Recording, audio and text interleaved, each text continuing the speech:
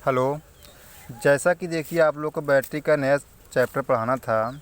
अब देखिए बैटरी होती क्या है, बैटरी या सेल हमारी होती क्या है। इसमें देखिएगा जिस प्रकार हमारी मोटर क्या करती है, मोटर हमारी इलेक्ट्रिकल एनर्जी को किस में करती है, मैकेनिकल एनर्जी में कन्वर्ट करती है।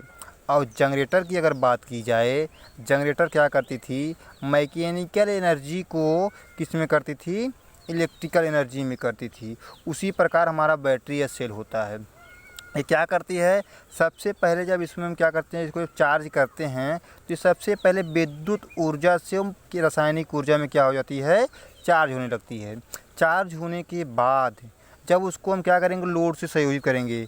लोड से संयोजित करेंगे तो इसमें से क्या हो जाएगी, रासायनिक ऊर्जा से किस में कन्वर्ट हो जाएगी, फिर विद्युत ऊर्जा में कन्वर्ट हो जाती है।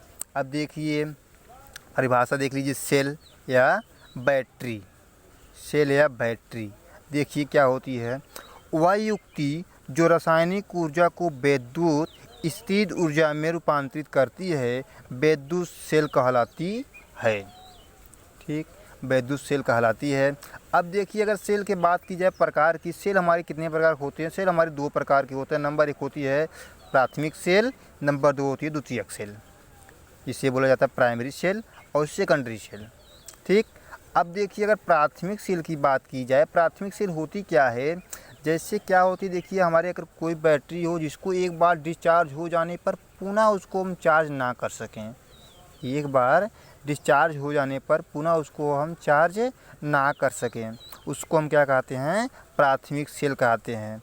मतलब एक बार उसको हम विद्युत ऊर्जा से रासायनिक ऊर्जा में कन्वर्ट करके स्टोरेज कर लेंगे, उसके बाद उसको हम लोड से संयोजित करके इसको उपयोग करने के बाद फिर पुनः उसको हम क्या करें, एक बार डिस्चार्ज हो जाएगा फिर पुनः उसको हम चार्ज ना कर सकें, उसको हम कहते हैं प्राथमिक सेल। अब देखिए इसका देख लीजिए, वह सेल जिसको एक बार अनावेशित हो जाने पर पुनः चार्ज नहीं किया जा सकता है, उसे हम प्राथमिक सेल कहते हैं। Example voltaic cell. अब देखिए वोल्टेइक सेल जो होती है, इसकी जनरेशन मतलब जितना इसकी वोल्टेज कितना उत्पन्न करती है, 1.08 वोल्ट। और इसका खोज किसने किया था, वोल्टा नामक वैज्ञानिक ने वोल्टेइक सेल का खोज किया था। अब दूसरा हमारा होता है डेनियल सेल। इसका भी जनरेशन वोल्टेज कितना होता है, देखिए लिखा है EMF, इलेक्ट्रोमोटिव फोर्स। इसका भी कितना होता है वोल्टेज, 1.1 वोल्ट। एक हो लैक्लांची सेल। लैक्लांची सेल का कितना होता है EMF, 1.46 वोल्ट। अब देखिए हमारा हो गया द्वितीयक सेल, सेकेंडरी सेल इसको नाम से जाना जाता है। सेकेंडरी सेल में देखिए वह सेल होती है जिसको एक बार डिस्चार्ज हो जाने पर पुनः उसको हम क्या कर दें, चार्ज कर सकते हैं। देखिएगा वह सेल जिसको एक बार अनावेशित हो जाने पर पुनः आवेशित किया जा सकता है, उसे हम क्या कहते हैं, द्वितीयक सेल कहते हैं। क्या कहते हैं, द्वितीयक सेल कहते हैं।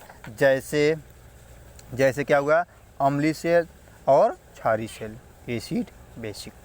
ठीक, अब एक मेन पॉइंट देख लीजिएगा, यदि अधिक पावर होगी, देखिए अगर पावर हमको मालूम करना होता है P = VI, लेकिन अगर हमको पावर फैक्टर मालूम करना होता है, पावर फैक्टर, तो क्या करते थे, जो होती थी power factor P = VI × cos phi, क्या होती थी, पावर हमारी जो निकालते थे, ये पावर हमारी हो गई, ये पावर फैक्टर हो गई, VI की गुणनफल करेंगे तो टोटल हमारी क्या होती थी, जिससे पावर फैक्टर हमारी फार्मूला से निकल जाती थी। अब देखिए इसे देख लीजिए, अधिक पावर P = VI क्षमता प्राप्त करने के लिए दो या दो से अधिक सेलों को श्रेणी या समांतर में जोड़ने के प्रक्रिया को हम बैटरी कहते हैं। अब देखिए अगर बात किया जाए आपको, सेल और बैटरी में अंतर क्या है, क्या होती है, सेल और बैटरी में अंतर क्या होती है। देखिए सेल जो होती है, अगर हमारी एक जो बैटरी मतलब छोटी सी सेल होती है, जो बत्ती उत्ती में लगाते हैं हम, ये हमारी सेल होती है। क्या होती है, सेल होती है।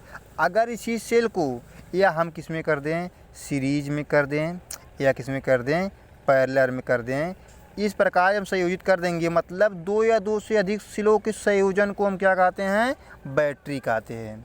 मतलब अगर एक की बात की जाए, एक हमारी सेल हो जाएगी, उसको अगर हम क्या करें, दो तीन मतलब क्या सीरीज में दो तीन सेल को जोड़ दें, 1 2 3, इस तरह हम जोड़ दें, ये हमारी क्या हो जाएगी, बैटरी हो जाती थी। क्या हो जाती थी, बैटरी हो जाती थी। लेकिन एक चीज़ और देख लीजिए, बैटरी जो होती है हमारी, वो क्या होती है, डीसी विद्युत उत्पन्न करके हमको देती है।